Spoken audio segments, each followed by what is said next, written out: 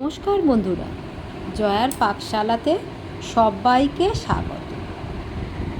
আজকে চিংড়ি মাছ দিয়ে কচুরলতি করে দেখাবো। এটি আমাদের বাঙালিদের বাড়িতে সবসময় কম বেশি হয়েই থাকে, এই সময়ে বিশেষ করে। আসুন দেখে নেওয়া যাক। রেসিপিটি পুরো দেখার অনুরোধ রইল। আমি এখানে বাজারে কিনতে পাওয়া যায় এই রকম বাঁধা বান্ডিল, আমি 2 বান্ডিল কিনে নিয়েছি। নিয়ে আমি খুব সহজে কিভাবে এটা ছাড়ানো যায় এর উপরের আঁশটা, এই রকম তারের জালি পাওয়া যায়, আমাদের বাসন মাজার জন্য ব্যবহার হয়, কড়া টড়া মাজার জন্য। সেইটা দিয়ে, এটা আমি নতুন একটা কিনে নিয়েছি, সেইটা দিয়ে এইভাবে যদি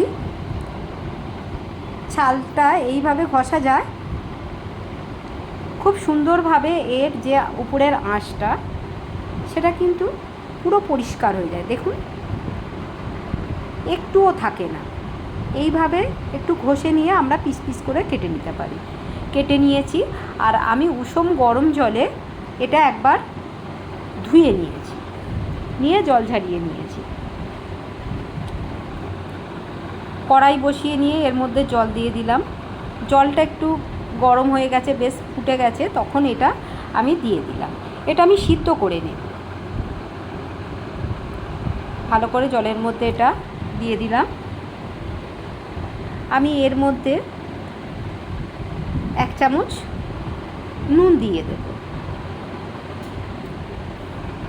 দিয়ে এটা খুব ভালো করে সিদ্ধ হতে দেবো আর কি। আমি 150 গ্রাম চিংড়ি মাছ নিয়েছি, ছোট্ট চিংড়ি, ভালো করে ছাড়িয়ে নিয়েছি, ধুয়ে ছাড়িয়ে নিয়েছি।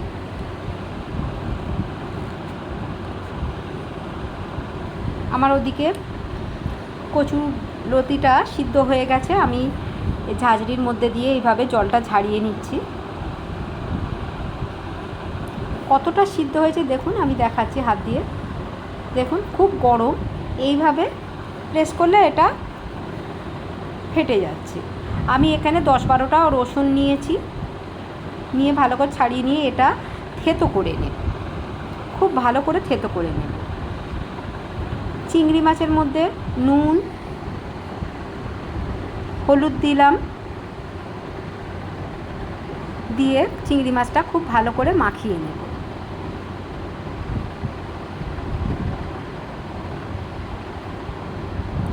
এটা ভালো করে মাখানো হয়ে গেছে।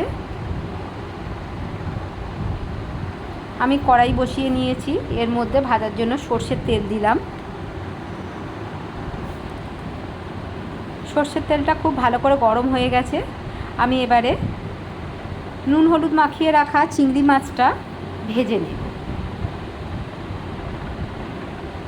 চিংড়ি মাছটা আমি মিডিয়াম ফ্লেমে ভাজবো।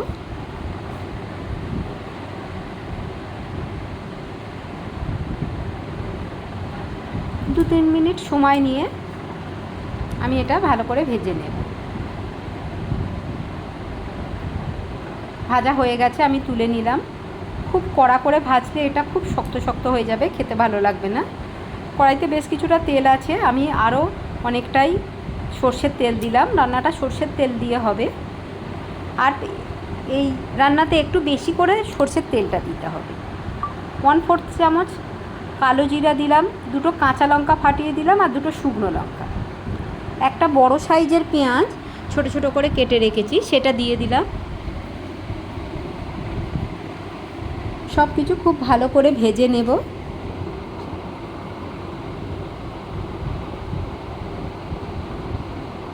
নুন দিয়ে দিলাম 1/2 চামচ। পেঁয়াজটা খুব তাড়াতাড়ি সফট হয়ে যাবে।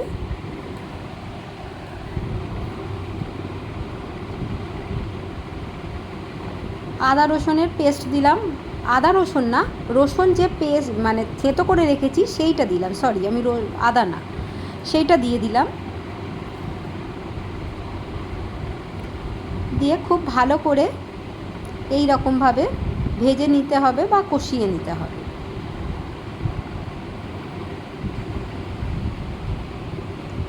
আমি একটু গুঁড়ো মশলা, হলুদ গুঁড়ো 1/2 চামচ আর লঙ্কার গুঁড়ো 1 চামচ দিলাম, ঝালটা আপনারা যেমন খাবেন সেই অনুপাতে দেবেন,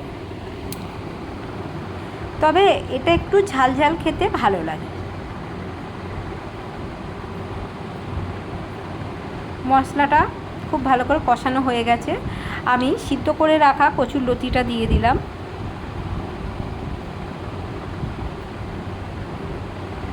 দিয়ে খুব ভালো করে এইভাবে কষিয়ে নিতে হবে। লতিটা এইভাবেই সিদ্ধ করতে হবে, সিদ্ধ হয়ে যাবে কিন্তু একদম গলে যাবে না, তবেই খেতে ভালো লাগে। খুব ভালো করে এটা কষিয়ে নিচ্ছি।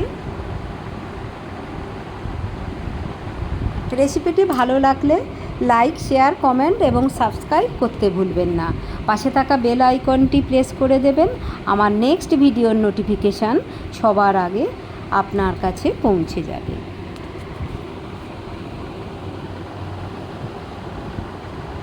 এটা 2-3 মিনিট ধরে আমি কষিয়ে নিয়েছি। একটু ঢাকা দিলাম একদম লো ফ্লেমে 2 মিনিটের জন্য।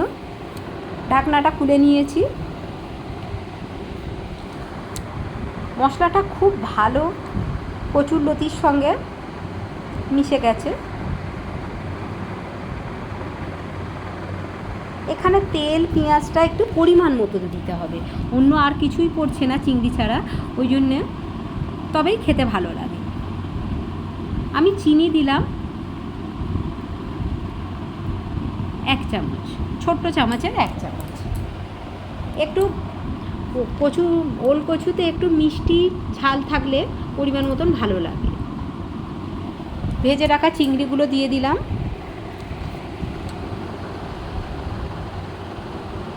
দিয়ে খুব ভালো করে এইভাবে চিংড়ির সঙ্গে কচুটা একটু মাখিয়ে নিতে হবে।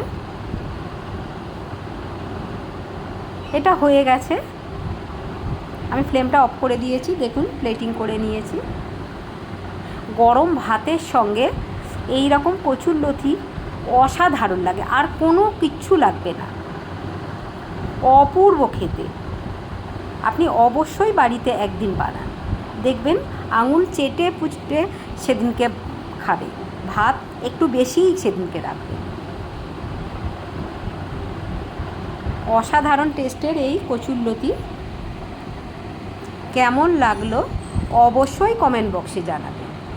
আপনাদের কমেন্টের অপেক্ষায় রইলাম। আমি ভাত দিয়ে এখানে দেখুন পরিবেশন করেছি। ভীষণই সুন্দর এটা খেতে, অবশ্যই বানাবেন।